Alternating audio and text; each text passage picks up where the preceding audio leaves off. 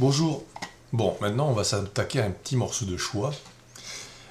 Avant, quand on travaillait sur une planche à dessin, on faisait la mise en page, on utilisait une feuille, une grande feuille de papier, de préférence un A0, on avait donc une grande feuille, on faisait des dessins dessus, on faisait un cartouche.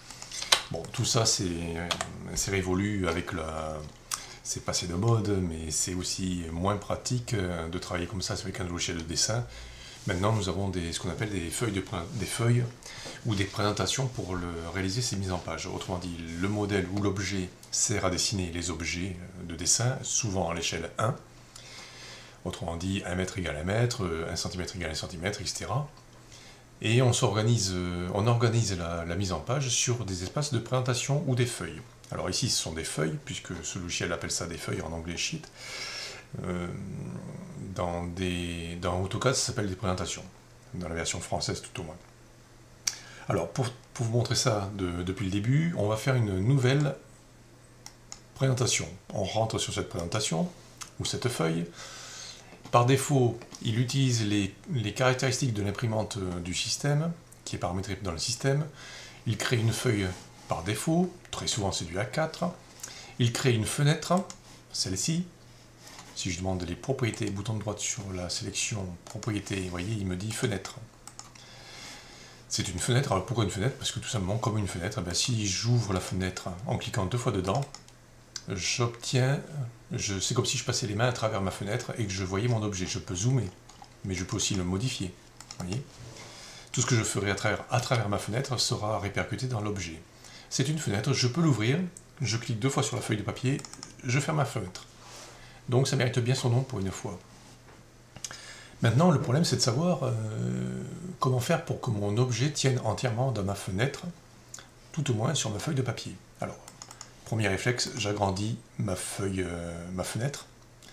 Je ne vais pas plus loin que les pointillés, parce que normalement les pointillés c'est la limite imprimable de votre imprimante. Quand votre imprimante va prendre le papier, qui fera 21 cm ou 210 mm par 297 mm si c'est du A4, cette zone-là, l'imprimante ne pourra pas y toucher. Donc c'est pas peine de poser des choses là-dessus, sur cette zone-là, c'est une zone morte. Donc j'agrandis ma fenêtre, mais je reste à l'intérieur des pointillés. J'ouvre ma fenêtre, en cliquant 2 fois dedans, je zoome, je peux même demander Z, entrée, je clique ici, je clique là pour faire un zoom sur l'objet qui m'intéresse, sur la portion qui m'intéresse. Là, en la circonstance, c'est tout.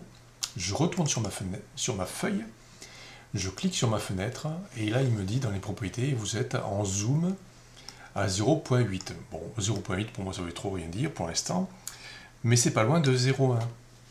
Alors, je cherche toujours ici à mettre des chiffres ronds. C'est les formats d'échelle personnalisés. Je mets .1. Je fais entrer, et là il me dit, point 1, ça correspond à l'échelle 1/10. Mais 1/10 ne m'arrange pas des masses, parce que vous voyez, les bords de mon objet sont tronqués. Alors je vais chercher une échelle qui soit un peu mieux. 16e, je ne vais pas aller dans ces échelles-là, parce qu'en France, ce ne sont pas des échelles utilisées. 10e, 20e, 30e, tout ce que vous voulez. Ce sera plutôt 10e, 20e, 40e, 50e, 100e. Voilà, ce sont des échelles de ce type-là qui seront utilisées. Le reste, pas trop. Alors, je vais plutôt partir sur du 20e. Le 20e, c'est un peu petit, mais pourquoi pas. Allez, hop. On va réduire donc la fenêtre à la zone qui nous intéresse. Je déplace d'épée ma fenêtre de là vers là. Tant que j'y suis, je fais un rectangle RC, je clique de là, attendez, je zoome, de là à là pour faire l'espace de ma feuille, tout au moins la zone qui est imprimable. Que vais-je faire? Tiens, je vais vous montrer un petit truc. Je vais copier ma fenêtre. Je la copie, CP, de là à là, on s'en fiche un peu pour l'instant. Je la réduis.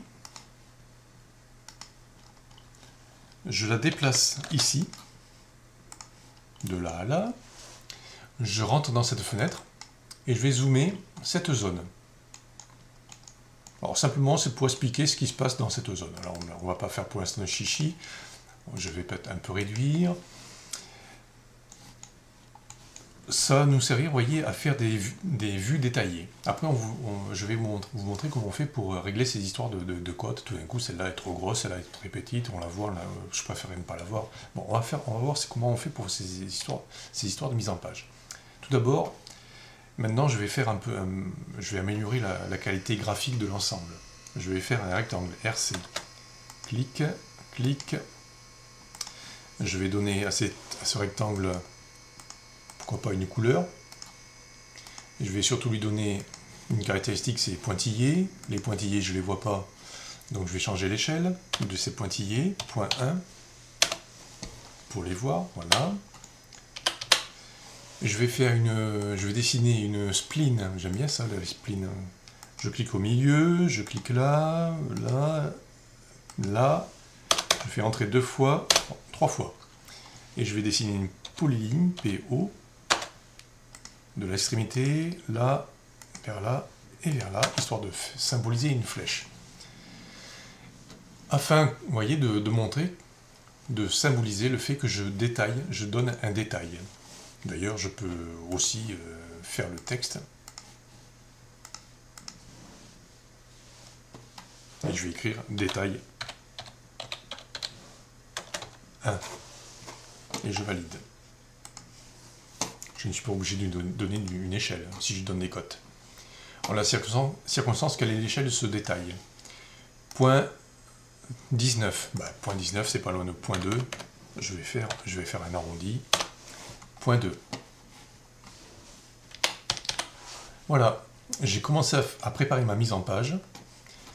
J'ai fait une vue qui est à une échelle qui est formelle. D'ailleurs, je vais en profiter. Je vais copier CP, ça.